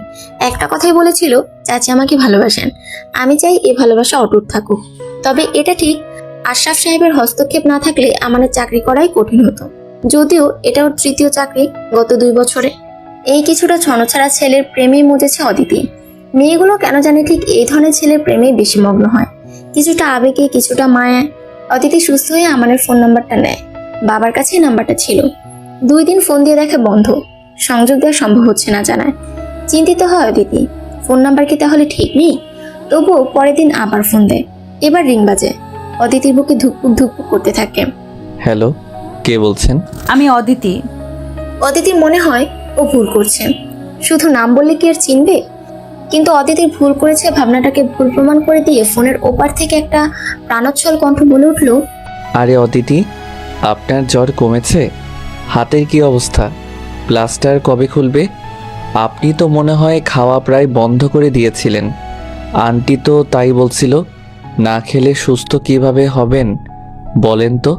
একেবারে তব্দ খেলো অদিতি। এত কথা সে আশা করেনি। কৃতজ্ঞতা জানানোর জন্য ফোন দিয়েছিল। আমি এখন ভালো আছি, জ্বর নেই, 2 দিন পরে এই প্লাস্টার খুলবে। আমি আসলে কৃতজ্ঞতা জানানোর জন্য ফোন দিয়েছি। আপনি আমার জন্য যেভাবে দৌড়াদৌড়ি করেছেন, তা আপন আত্মীয় ছাড়া কেউ করে না। তা আমাকে আপন আত্মীয়ই মনে করুন না তাহলে। আর এই কৃতজ্ঞতা জানানোর মতো এত ফর্মাল কাজ করা লাগে না। না মানে আমি আসলে সেটা বোঝাতে চাইনি। অদিতি, আমি এখন কোথায় জানেন? আমি এখন বান্দরবানে গত 2 দিন ট্রেকিং করেছি। এসব পাহাড়ে বা সমুদ্রে আসলে নিজেকে খুব ছোট্ট মনে হয়। তখন জাগতিক সব দুঃখ কষ্ট সব তুচ্ছ মনে হয়। এই যে আপনি এতটা ফর্মাল হয়ে বলছেন, সামাজিক জীব হিসেবে একদম পারফেক্ট বিষয়, কিন্তু এই পাহাড়ি পরিবেশে মনে হচ্ছে এসবও কত তুচ্ছ। এটা তুচ্ছ হতে পারে, কিন্তু এইভাবে অন্যের বিপদে ঝাঁপিয়ে পড়া তো তুচ্ছ নয়। কয়জন পারে এমন বলেন? এমন মানুষকে কদর করাও তো দরকার। সেটাও কিন্তু তুচ্ছ কোনো বিষয় নয়। আমরা এই ধরনের মানুষের মূল্যায়ন করি না বলেই আজ সমাজে স্বার্থপর মানুষ ভরে যাচ্ছে। অদিতি, আপনার কথাগুলো এবং কথা বলার স্টাইল দারুণ। এভাবে ফোনে হবে না, সামনাসামনি চা বা কফির কাপে আপনার সাথে যুক্তি পাল্টা যুক্তির ঝড় তুলতে হবে। দেখা হবে শীঘ্রই, ততক্ষণে ভালো থাকুন। অদিতিকে অবাক করে দিয়ে ফোন রাখলো আমান।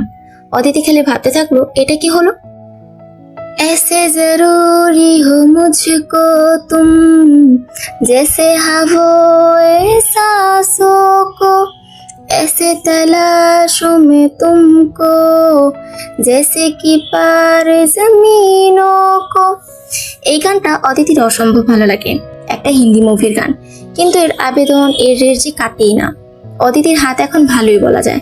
স্কুলে যাচ্ছে নিয়মিত, ছাত্রছাত্রীরা অদিতিকে ভীষণ পছন্দ করে। ফিজিক্সের মতো কঠিন সাবজেক্টকে খুব ঝরঝরে করে হাতে কলমে বুঝিয়ে দেয়। এই জন্য অবশ্য অদিতিকে বেশ পরিশ্রম করতে হয়। ইউটিউবে দেশে বিদেশে বিভিন্ন লেকচার ফলো করে, নোট নেয়, বিভিন্ন লেকচারের সাথে হাতে কলমে বিভিন্ন জিনিস দিয়ে সূত্রগুলোর বাস্তব পরীক্ষা দেখায়। সেগুলো অদিতি বাসায় আগে নিজে করে, ভালোভাবে পারলে তারপর স্টুডেন্টদের দেখায়। ওর ক্লাসে স্টুডেন্টরা শতভাগ মনোযোগ দিয়ে করে। আমানের সাথে অদিতির আর কথা হয়নি, অদিতি আর কল দেয়নি, বারবার কল করাটা হ্যাংলামি দেখায়। এমনটা অদিতি পারে না। আজ স্কুল থেকে বাসায় ফিরে দরজা বাইরে থেকে মনে হলো ভেতরে বেশ উচ্চস্বরে কথা, হাসি, হই হুল্লোড় চলছে। এটা তো তাদের বাসার পরিবেশ নয়। বাবা অবসরের পরে নামাজ পড়া, বই পড়া নিয়ে সময় কাটিয়ে দেন। মা বরাবরের মতোই সংসারের কাজ নিয়ে ব্যস্ত থাকেন। অদিতি বাসায় ফিরে ক্লান্ত হয়ে আবার ক্লাসের জন্য নোট নেওয়া আর ফ্রিল্যান্সিং নিয়ে ভীষণ ব্যস্ত সময় পার করে। ওর খুব ইচ্ছা বাবার জন্য এক টুকরো জমি কেনা, যেটা বাবার খুবই শখ, কিন্তু অদিতিদের জন্যই এই শখটা পূরণ হয়নি। অদিতির ভাই সুবন ব্যবসাতে ভালোই লাভ করছিল, কিন্তু অদিতির হাতে ফ্র্যাকচার হওয়ার ঠিক পরপরই ঘোষণা দেয় সে একটা মেয়েকে পছন্দ করে এবং তাকে বিয়ে করতে চায়। বাবা অদিতিদের ইচ্ছাকে খুব সম্মান করে, কিন্তু মা মনে কষ্ট পায়। অদিতির বাবা অদিতির অসুস্থতার কথা চিন্তা করে কিছুদিন পরে শোভনের বিয়ের ব্যাপারে কথা বলবে বলে জানায়, কিন্তু শোভন বেঁকে বসে। মেয়েটা নাকি বিয়ে হয়ে যাচ্ছে, এখনই যা করার করতে হবে। অদিতির মা লুৎফা বেগম আজীবন ছেলের পক্ষ নিয়েছেন, এমনকি ছেলের প্রতি পক্ষপাতিত্ব করে মেয়েকে কটু কথাও শুনিয়েছেন। কিন্তু আজ লুৎফা বেগম যেন অন্যরকম মানুষ হতে গেলেন। নিজের রাগ ক্ষোভ চাপতে না পেরে এত বড় ছেলের মুখে থাপ্পড় বসিয়ে দিলেন। যার বোন মৃত্যুর হাত থেকে ফিরে এসেছে বলা যায়, সে এখন কিভাবে বিয়ের জন্য জিদ করতে পারে? শোভনেরও রাগ উঠে যায়। নিজের জিনিসপত্র গুছিয়ে তখনই বাড়ি আছে, আর লোকমুখে অতিথিরা শুনতে পায় এর পরদিনই সে মেয়েকে বিয়ে করে নতুন সংসার পেতেছে। মাঝখান থেকে সারা জীবনের সঞ্চয় পেনশনের টাকা থেকে বঞ্চিত হলেন আহসানুল হক। লুৎফা বেগম ইদানিং খুব মনোকষ্ট ভোগেন, ছেলের এই স্বার্থপরতা মানতে পারেন না। এসব ঘটনায় ঘরের পরিবেশ থমথমে থাকে। সেখানে কে এসে এমন হাসির হিল্লোল তুলল? কলিং বেল চেপে ধরতে দরজা খুলে মুখে বিরাট এক হাসি বলে সামনে এসে আমান দাঁড়ায়। অদিতি বুকের হার্টবিট মিস হয়ে যেন। ভিতরে যেতেই দেখে বাবা মা হাসি মুখে ডাইনিং রুমে। আরে দেখ, আমি রান্না করব কি আমার রান্নাঘরে ঢুকে রান্না করেছে। আমরা তো তোর জন্য অপেক্ষা করছিলাম। হাসি মুখে লুৎফা বেগম অদিতিকে ঘোষণা দেওয়ার ভঙ্গিতে জানায়। অদিতির তো অবাকের পর অবাক হওয়ার পালা। অদিতির বাবা কথা শুরু করেন। আমি বাবু টেস্ট না করে থাকতে পারলাম না। খাসির মাংসের কোরমা তো লাজবাব। আর কত গল্প যে পারে ছেলেটা। অনেক অনেক দিন পরে গুমোট আকাশে যেন রোদের ঝলকানে। ভালো লাগে অদিতির। কাপড় পাল্টে ফ্রেশ হয়ে বসে পড়ে। কয়েক রকমের ভর্তা, খাসির মাংস আর ডাল, কিন্তু প্রতিটা আইটেমই অসাধারণ। আপনি তো দারুণ রান্না করেন। একলা মানুষের সব শিখতে হয়। আর তাছাড়া ছেলেদের জন্য হাস্যকর হলেও সত্য যে আমি রান্না করতে পছন্দ করি। আরে হাস্যকরের কি আছে? সারা দুনিয়ার সব বড় বড় হোটেলের শেফরা হলেন ছেলে, মেয়েরা হবে তারা ছাড়া আমরা না খেয়ে মরবো। অদিতি মায়ের দিকে তাকিয়ে টিপ্পনি কেটে বলে অদিতির বাবা। অদিতির মা কথা বলে না। খাওয়া শেষে অদিতির বাবার হাতে বাসন কাসন ধরিয়ে দেয়। কাজ করে বোঝা এখন। অদিতিও হাসে প্রাণ খুলে আস্তে করে আমানকে ধন্যবাদ দেয়। আপনাকে আমার কিছু কথা বলার ছিল। আমান হঠাৎ সিরিয়াস মুডে কথা বলে। জি অবশ্যই বলেন। ব্যস্ত থাকেন জানি, তবুও প্রতিদিন নিয়ম করে বাবা মাকে সময় দেবেন। ওনারা এখন ছোট বাচ্চার মতো, আপনার সঙ্গ চাই। আমার নেই, আমি বুঝি কি জিনিস, আপনার কাছে আমার নেই। হঠাৎ গলাটা যেন ধরে আসে আমানের। দ্রুতই অদিতির বাবা মায়ের কাছ থেকে বিদায় নিয়ে চলে যাওয়ার জন্য পা বাড়ায়। লুৎফা বেগম মাথায় আলতো করে হাত বুলিয়ে দেন। অদিতি আমানের সাথে সাথে আসে, আস্তে করে নরম স্বরে বলে ধন্যবাদ। কেন? কিসের জন্য? সবকিছুর জন্যই। শুকনো ধন্যবাদে কাজ হবে না। তাহলে চলেন একদিন কফি খাই। বুকের ভেতরে রক্ত ছলকে উঠে অদিতির। ভীষণ আপ্লুত হয়, কিন্তু বাইরে বুঝতে দেয় না। মুখে ভদ্রতার পরিমিত হাসি ঝুলিয়ে সম্মতি জানায়। লুৎফা আর আহসানুল হকের মুখে খালি আমানের নাম। ওনারা উঠতে বসতে খালি এই নাম জপ করে।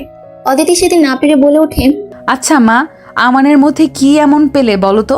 আমার নামও এতবার নাও না যতবার আমানের নাম নাও। অদিতি মোটেও ঈর্ষান্বিত নয়, বরং ভীষণ ভালো লাগে। 101 বার এই নাম জপলেও ওর খারাপ লাগবে না। কিন্তু সমস্যা হলো, এই নাম শুনলে ওর বিবশ লাগে, কাজকর্মে ব্যাঘাত হয়। অদি, আমান এতিম ছেলেটা ভুলিস না। পাশ থেকে গম্ভীর গলায় বলেন আহসানুল হক। এতিম কিন্তু অসহায় নয়, নিজে জব করে, আবার গার্ডিয়ান হিসাবে আছে বড়লোক আন্তরিক চাচা। আচ্ছা ভাব, একদিন বৃষ্টির দিনে ওর খিচুড়ি খেতে ইচ্ছে করলো, কিন্তু চিৎকার করে বলতে পারে না, মা আজ কিন্তু খিচুড়ি রান্না করবে। বলতে পারে না, বাবা অনেক দিন ইলিশ মাছ কিনছো না কেন। গম্ভীর মুখে বলেন লুৎফা বেগম। পরিবেশটা গুমট হয়ে যায়। আসলেই বাবা মা যাদের নেই তারাই বোঝেন কতটা ভালোবাসাহীন তারা। আমাদের বাসায় রান্না করলো কি ভীষণ উৎসাহ নিয়ে, বিভিন্ন জায়গায় ঘুরে ঘুরে নাকি রান্না শিখেছে, আমাদের নিজ হাতে রান্না করে খাওয়াবে। তোর মা কত নিষেধ করলো, কিছুতেই শুনলো না। এরপর ও রান্নার প্রশংসা করলে খুশিতে চোখ মুখ কেমন জল জল করছিল। এখন বল, এমন ছেলে কথা কে না বলবে, যে কিনা চেনা অচেনা যে কারো বিপদে দৌড়ে যায়। অদিতি চুপ করে থাকে। আসলেই বাবা মা আমাকে বেশ পছন্দ করে, আর এই পছন্দের অন্যতম কারণ বুঝি শূন্যস্থান পূরণ। শোভন আলাদা হয়ে যাওয়ার পরে তাদের মনে যে একটা শূন্যস্থানে তৈরি হয়েছে, কিছুটা হলেও প্রলেপ লেগেছে। প্রকৃতি শূন্যস্থান পছন্দ করে না, কাউকে না কাউকে দিয়ে সেই শূন্যস্থান ভরাট করে দেয়। এর পরের দিনগুলো বেশ নাটকীয়তায় চলে যাচ্ছে।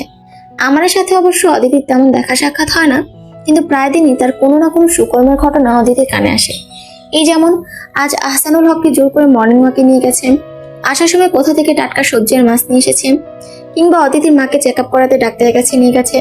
তারপর মাঝে মাঝে রান্না, গল্প, আড্ডা তো আছেই। আমান শুনতে শুনতে অদিতির তো একটু একটু ঈর্ষা যে লাগছে না তা অস্বীকার করার উপায় নেই। কিন্তু বাবা মা যে ভালো আছেন, উচ্ছল আছেন, এটাই অদিতির বড় পাওয়া। অবশেষে একদিন রাতে অদিতির হোয়াটসঅ্যাপে সেই কাঙ্ক্ষিত মেসেজ। কাল কখন ফ্রি থাকবেন? অদিতি বিকালে ফ্রি থাকে, সেটাই জানালো। স্থান ঠিক হলো নিরিবিলি একটা কফি শপে। কিন্তু এরপরে ঘুম হারাম হলো অদিতির। কি বলতে চায় আমান? নানান রকম চিন্তা ভাবনা রাত এবং দিনটা কেটে বিকালে নির্ধারিত ক্যাফেতে আসা অদিতি ইচ্ছা করে আজ শাড়ি পরেছে। শিক্ষকতাকে পেশা হিসেবে নেওয়ার পর থেকে অদিতি অবশ্য মাঝে মধ্যেই শাড়ি পরে। এই পোশাকের মধ্যে একটা আলাদা আভিজাত্য সৌন্দর্য আছে, সেটা একদম সাদামাটা সুতি শাড়ি হলো। অদিতি তাঁতের সুতি শাড়ি পরেই বেশি। ওর মনে হয় দেশীয় শিল্পকে বাঁচিয়ে রাখা সবার নৈতিক দায়িত্ব, আর দামে কম এবং ভালো মান। এমনি একটা নীল জমিনের চিকন লাল পাড়ের একটা শাড়ি পরে অদিতি ক্যাফেতে আসে। শরৎ শুরু হলো, গরমটা কমেনি। ওর নাকের ডগায় শিশির বিন্দুর মতো ঈষৎ ঘাম জমে আছে। চুলগুলো পেছনে একটা পাঞ্চ ক্লিপ দিয়ে আটকানো। আমান একটু বোহেমিয়ান টাইপের হলেও ওর একটা গুণ হলো, কোনো অ্যাপয়েন্টমেন্ট থাকলে পারলে সময় 2-5 মিনিট আগে উপস্থিত হয়। আজও তার ব্যতিক্রম নয়। হালকা গ্রে কালারের একটা টি শার্ট আর জিন্স পরেছে। এক মাথা চুল কিছুটা এলোমেলো, তাতে আরো ভালোই লাগছে যেন। অদিতিকে দেখে উঠে দাঁড়িয়ে হাত নেড়ে সামনে এগিয়ে এলো। বাহ, শাড়িতে তো আপনাকে দারুণ লাগে। চোখে মুখে একটা মুগ্ধতা নিয়ে বলে আমান। এটা যে ও মন থেকে বলছে তা ওর চেহারা দেখেই বোঝা যায়। শাড়িতে সব মেয়েকেই ভালো লাগে। বসতে বসতে বলে ওঠে অদিতি। বলেন কি খাবেন, আগে অর্ডার দেই। মেনু কার্ড হাতে নিয়ে অদিতির দিকে এগিয়ে দেয়। শুধু 1 কাপ গরম কফি, আর তার আগে বলুন এইভাবে সমন দিয়ে ডাকার কারণ কি? অদিতির এই কথায় ওর স্বভাব সুলভ চরিত্রের অংশ হিসেবে হা হা করে হেসে ওঠে আমার। বাহ, আপনার তো ভালো সেন্স অফ হিউমার আছে। আমি তো ভাবতাম পদার্থবিজ্ঞানের ম্যাডাম যখন কিছুটা খটোমটো টাইপের, এখন দেখি না ভালোই রসিক আছেন। অদিতি অপ্রস্তুত হয়, চুপ করে থাকে। ঠিক কি বলবে বুঝতে পারে না। আমানেরই তো কথা বলা উচিত। কি বলতে চায় সে? আসলে অদিতি, আপনাকে ডেকেছি কারণ আমার মনে হয়েছে আপনার বাবা এবং মাকে আপনার আরেকটু সময় দেওয়া উচিত। কথাটা ঠিক কিভাবে নেবেন জানি না, হয়তো অহেতুক নাক গলানো মনে হতে পারে, কিন্তু আসলেই তাদের আরেকটু যত্ন দরকার, আরেকটু সময় দেওয়া প্রয়োজন। সত্যি রাগ হয় অদিতির। আমান কতটুকু জানে ওদের সম্পর্কে, অদিতির প্রচেষ্টা সম্পর্কে? না জেনে এভাবে উপদেশ দেয়া কেন? আমান, আমাদের সম্পর্কে আপনি কতটুকু জানেন আমি জানি না, কিন্তু আপনি আমার বাবা মাকে নিয়ে ভাবছেন, তাদের মঙ্গল কামনায় এই কথাগুলো বলছেন। এই জন্য আমি কৃতজ্ঞ, আরও কৃতজ্ঞ আমার বাবা মাকে সময় দেওয়ার জন্য। কিন্তু দেখুন আমান, চোখের দেখার বাইরেও একটা জগৎ আছে। এই যেমন আমি আমার বাবাকে সময় দিতে পারি না, কারণ আমাকে তাদের জন্যই, তাদের স্বপ্ন পূরণের জন্যই ছুটতে হয়। আমার লজ্জা করছে যে এগুলো আপনাকে বলছি, হয়তো কখনোই বলতাম না, কিন্তু আপনি প্রসঙ্গ উঠানোতে বলছি। আমরা যে বাসায় থাকি সেটা ভাড়া বাসা, অথচ বাবার আজীবনের ইচ্ছা যে নিজেদের একটা টিনশেড বাড়ি হলেও হবে, একটা আঙিনা থাকবে। তার পেনশনের সব টাকাই তো ভাইয়া নিজের ব্যবসায় লাগিয়ে আলাদা হয়ে দিব্যি নিজের মতো আছে, কিন্তু আমি রাত দিন এক করে ছুটে চলেছি এই স্বপ্ন পূরণে। মা তো বিয়ে সংসারের কথা বলতে বলতে বিরক্ত হয়ে বাদ দিয়েছে, কিন্তু আপনিই বলুন, এই বয়স্ক শিশু দুইজনকে রেখে আমি কোথায় যাব? একটা না অনেক কথা বলে থামে অদিতি। ওর খুব বিরক্ত লাগছে, নিজের উপর নাকি আমানের উপর নাকি কফি শপে ঠিকমতো কাজ না হওয়া এসির উপর, অদিতিটা বুঝতে পারে না। চুপ করে বসে থাকে। আমানও যেন কিছুটা অপ্রস্তুত, চুপচাপ কফি শেষ করে। এবার তাহলে আসি, কফির জন্য ধন্যবাদ। আর কোনো কথা না বলে, কোনো উত্তরের অপেক্ষায় না থেকে বের হয়ে যায় অদিতি। কফিটা কি বেশি তিতকুটে ছিল? জিহ্বা মন সব এমন তিতে হয়ে গেল কেন? আজ 2 দিন ধরে আমান অদিতির ফোনে মেসেজ দিচ্ছে, কিন্তু অদিতি ইগনোর করছে, কারণ অদিতি সত্যিই বিরক্ত। আমানকেও অন্যরকম ভেবেছিল। নিঃসন্দেহে আমার অনেক কেয়ারিং, কিন্তু না জেনে কেন এভাবে মন্তব্য করবে? রাতের বেলা খাবার টেবিলে বসতেই হঠাৎ করে আমান এসে টেবিলে বসে। বিরক্তিতে অদিতি ভ্রুকুঞ্চিত করে। আমান এখানে? অদিতির বাবা এখনো খেতে আসেনি, আর মা রান্নাঘরে। অদিতি, আমি সরি, আপনি আমার কোনো মেসেজেরই উত্তর দিচ্ছেন না, এজন্য এইভাবে অনাহুতের মতো আসতে বাধ্য হলাম। আপনি অনাহত কেন হবেন? আমার বাবা মা তো আপনাকে বাড়ির সদস্যের আসন দিয়েছেন। আপনি তো দেননি। কেন? মানে খুব সহজ, আমি মানছি আমার এভাবে কথা বলা উচিত হয়নি, কিন্তু আমাকে তো আত্মপক্ষ সমর্থনের সুযোগ দেওয়া উচিত ছিল। আমার সরি বলার সুযোগটুকু তো দেবেন। আমার বাবা মা মারা যান ছোটবেলায়, এরপর বোর্ডিং স্কুলে, তারপর হোস্টেল, হল, আর এখন একটা স্টুডিও অ্যাপার্টমেন্টে। এভাবেই চলছে জীবন। এই যে আপনি খাওয়ার টেবিলে বসে আছেন, আপনার মা রান্নাঘরে কাজ করছেন, একটু পরে আপনার বাবা আসবেন, একসাথে বসে রাতের খাবার খাবেন। ঠিক এমন একটা জীবন আমার কাছে স্বপ্ন। দেখুন, আমি আজীবন বাউন্ডুলে গোছের মানুষের জন্য দৌড়াই ঠিকই, কিন্তু মানুষ আমাকে কতটা ভালোবাসে, কতটা মনে রাখে, প্রয়োজনের সময় আমাকে কল দেয়, ভাই 1 ব্যাগ রক্ত লাগবে, জোগাড় করে দিতে পারবেন? কিন্তু প্রয়োজন মিটলে একবার জানতে চায় না, এই যে আমি সকাল থেকে রক্ত জোগাড়ে ছুটছি, আমার আদৌ সারাদিন খাওয়া হয়েছে কিনা। আরেক দল আছে, ঠিক খোঁজ নেয়, কিন্তু সে বড় স্বার্থের জন্য। কারণ আমার চাচা অনেক ধনী, অনেক প্রভাবশালী, অনেক জায়গায় তার জানাশোনা। এর বাইরে কেউ কখনো মাথায় হাত রাখেনি, জিজ্ঞাসা করেনি কেমন আছি, দুপুরে খেয়েছি কিনা। আপনার বাবা মা সর্বপ্রথম আমাকে জিজ্ঞাসা করেছে, বাবা আজ সারাদিন বড্ড ছোটাছুটি করেছো, আজ আর কোথাও যেও না, আমাদের সাথে খেয়ে এখানেই ঘুমিয়ে থাকো।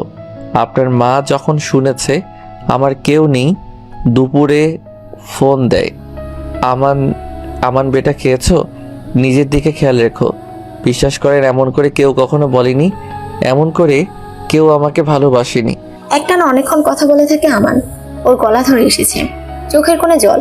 অদিতি বুঝতে পারে আমানের কষ্ট। অদিতির এতটা রিয়েক্ট করা বোধহয় ঠিক হয়নি। তবে অদিতি, আপনার যুদ্ধটা কিন্তু আমার চেয়ে কম কঠিন না, বরং অনেক সময় আরও বেশি। আমি বুঝি আপনি মেধাবী, কিন্তু শুধুমাত্র বাবা মায়ের সাথে থাকার জন্য অন্য কোনো চাকরির চেষ্টা করেননি। এর চেয়ে বড় কষ্ট যেটা আপনাকে প্রতিনিয়ত স্বীকার করতে হচ্ছে, তা হলো এভাবে বিয়ে না করে থাকা। আমাদের সমাজ সম্পর্কে আমি ভালো করে জানি, একটা বয়সের পরে বিয়ে না করলে বা না হলে সমাজ তাকে যেভাবে হেনস্থা করে, এ যেন মৃত্যু সমতুল্য। আপনার বাবা মাও ভীষণ দুশ্চিন্তায় থাকেন। আমি আপনাকে একটা প্রস্তাব দিচ্ছি, আপনি ভাবতে থাকেন। পজিটিভ হলে ভালো, নেগেটিভ হলে আমি আপনার সামনে আসবো না। প্রশ্নবোধক চোখে তাকায় অদিতি। আমান কি বলবে? কিসের প্রস্তাব? অদিতি, আপনি সুন্দরী, বুদ্ধিমতী, আপনাকে যে কেউ পছন্দ করবে। সত্যি বলতে আমি পছন্দ করি। এখন তো প্রেম করার বয়স নেই। যদি জীবনে চলার পথের সঙ্গী হিসেবে আমাকে কিছুটা হলেও পছন্দ হয়, জানাবেন, অবাক হবেন না। আমি জানি যে আমি কিছুটা বোহেমিয়ান, তবে এইটুকু নিশ্চিত থাকেন, আমি দায়িত্ব জ্ঞানহীন নই। যাদেরকে আমি ভালোবাসি, যারা আমার পরিবার, তাদের জন্য আমার সব প্রায়োরিটি। তাদের জন্য আমি জীবন দিতে পারি। আচ্ছা, আগে দেখতাম মেয়েকে পাওয়ার জন্য বাবা মাকে পটানো হতো, কিন্তু এই ক্ষেত্রে দেখা যাচ্ছে বাবা মাকে পাওয়ার জন্য মেয়েকে পটানো হচ্ছে। Not bad. ভেবে দেখি আমি আমার বাবা মাকে হারাতে চাই কিনা। কে বলল বাবা মাকে শুধু চাই? বরং এক্ষেত্রেও এটাই সত্য যে মেয়েকে পাওয়ার জন্যই বাবা মাকে পটাচ্ছিলাম। অদিতি চোখের দিকে তাকিয়ে আবেগী কণ্ঠে বলে আমার। অদিতি লজ্জা পায়, কিন্তু অদিতি তো দমে যাওয়ার পাত্রী নয়। অনেকেই তাকে আয়রন লেডি বলে। এটা প্রমাণ করতে হবে, আর এই বিষয়ে সব সিদ্ধান্ত আমার একার, কারণ আমি জানি আমার বাবা মা বায়াস্যাট সব আপনার পক্ষে। মাথায় হাত দিয়ে বসে থাকে আমান। না, মেয়েটা আসলে অন্যরকম, মনে মনে ভাবে আমান। অদিতি কিছুটা মুচকে হেসে সরে পড়ে। এতক্ষণে বাবা মা কেউই ডাইনিংয়ে আসলো না, তার মানে সবাই সব কিছু জানে। ওকে, আমিও দেখবো কিভাবে খেলা জমে। আমি বাউন্ডুলে ঘুরি, যে আমাকে বাসবে ভালো তার আকাশেই উড়ি। আমি বৃষ্টি এলসে ঘুরি, মাথায় করে রাখলাম ওই খেলবো লুকোচুরি, খেলবো লুকোচুরি। অদিতি গান শুনছিল। অনুপম রায়ের গান ওর ভালো লাগে। এই গানটা শুনতে ওর ভালোই লাগে। আবার আমানের কথাও মনে হয় হাসি পায়। আমান তো নিজেকে বাউন্ডুলে বলে। আমানের সাথে অদিতির বাবা মা মিলে বিয়ের জন্য খুব লেগেছে, কিন্তু অদিতির একটাই কথা, আমান যে ওকে পছন্দ করে এর প্রমাণ কি? আমার নিশ্চিত বাবা মায়ের ভালোবাসার লোভে অদিতিকে বিয়ে করতে চায়। কি অদ্ভুত কথা, তাই হয়? লুৎফা বেগম বলেন। কিন্তু আসল বিষয়টা আহসানুল হক বুঝতে পারেন। আমানের কানে টিপস দেন। ব্যাস, একে তো নাচনে বড়ি, তার উপর ঢোলের বাড়ির মতো অবস্থা হলো যেন। আজ গোলাপ, কাল দোলন চাপা, এরপর অন্য কোনো ফুল, এভাবে রোজ সকালে কিছু না কিছু হাতে আমান দাঁড়িয়ে থাকে। তারপর 2 দিন পর পর কফি খাওয়ার দাওয়াত, নানা রকম শাড়ির গিফট, মাঝে রাতে কল, অদিতি বাসার নিচে আছি, 1 কাপ চা হবে? অদিতির ভালো লাগে অবশ্যই, কিন্তু বোঝাতে দেয় না। এই সময়গুলো আসলেই দারুণ লাগে। বিয়ে তো হবেই, অদিতির রাজি না হওয়ার কোনো কারণ নেই, কারণ অদিতির মূল চিন্তার বিষয় হলো বাবা মা। সেখানে আমার বাবা মাকে মাথায় করে রাখে, সুতরাং না বলার তো কারণই নেই। কিন্তু আমানের এই পাগলামিগুলো অদিতি এনজয় করে, খুব ভালো লাগে। কিন্তু একদিন সকালে আমান আর আসলো না, সারাদিন আর খোঁজ নেই। পরের দিনই না, অদিতি উদ্বিগ্ন হয়। আমানের নাম্বারে কল দেয়, বন্ধ। বাবা মাও কিছু বলতে পারেন না, এমন তো হয় না। বাবা মাকে কিছু না বলে তো কোথাও যায় না, তাহলে উফ, আর ভাবতে পারে না অদিতি, ওর মাথা ছিঁড়ে যায় যেন। পরের দিন স্কুল থেকে ফিরে দেখে বাবা মা ব্যাগ গুছিয়ে বসে আছে, তাদের চোখে মুখে চিন্তার ছায়া। অদিতি, গুছিয়ে নে, আমান কক্সবাজারে, আমাদের সেখানেই যেতে হবে। এয়ারের টিকিট কেটেছি, এখনই যেতে হবে। বাবার কণ্ঠে এমন কিছু ছিল যে অদিতি আর প্রশ্ন করতে সাহস পায় না, যা পারে গুছিয়ে বেরিয়ে পড়ে। মনের মধ্যে নানা প্রশ্ন, কোনো অ্যাক্সিডেন্ট? খুব খারাপ অবস্থা না হলে এয়ারে যাচ্ছে কেন? মুখ শুকিয়ে যায়। কক্সবাজারে নেমে বাবা ওদের নিয়ে একটা অভিজাত হোটেলে উঠলে অদিতি প্রশ্নবোধক চোখে তাকায়। আমানের চাচা ঠিক করে দিয়েছেন, ব্যাগ রেখে ফ্রেশ হয়ে আমানকে দেখতে যাব। বাবা, আমার ফ্রেশ হওয়ার দরকার নেই। আচ্ছা, রুমে ব্যাগ রেখে আয়। অনিচ্ছে রুমের চাবি নিয়ে চলে যায়। পেছনে বাবা মা মিটিমিটি হাসতে থাকে। অদিতি দরজা খুলতে চমকে যায়। আমান হাঁটু গেড়ে বসে আছে, হাতে একটা রিং। আমাকে কি তোমার জীবন সঙ্গী করবে অদিতি? প্লিজ। একদমই না। কত বড় বাটপার, আমাকে মিথ্যে বলে এনেছে। আমি চিন্তায় মরে যাচ্ছিলাম। রেগে বের হয়ে যাচ্ছিল অদিতি, আমান জোর করে জড়িয়ে ধরে। থমকে যায় অদিতি। এছাড়া কোনো রাস্তা পাচ্ছিলাম না প্রিয়া। তুমি এত ঘোরাচ্ছিলে কেন? আর কত ঘুরবো? সারাটা জীবন তো ঘুরেই গেলাম, এখন একটু শান্তির গৃহকোণ চাই। অদিতির কানে ফিসফিস করে বলে আমান, এরপর ওকে ছেড়ে দেয়। হাত ধরে রুমের ব্যালকনিতে নিয়ে যায়। ব্যালকনি থেকে সমুদ্র দেখা যায়। কি সুন্দর, তাই না অদিতি? এখানে বাবা মা কেউ নেই, শুধু তুমি আর আমি। এখানে আমাকে গ্রহণ করো প্লিজ। অদিতি কাপা হাত বাড়িয়ে দেয়। আমান আংটি পরিয়ে দেয়।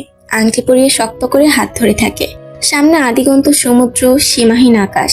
আমান সেদিকে তাকিয়ে নিজেদের ভবিষ্যৎ নিয়ে ভাবতে থাকে। সমাপ্ত।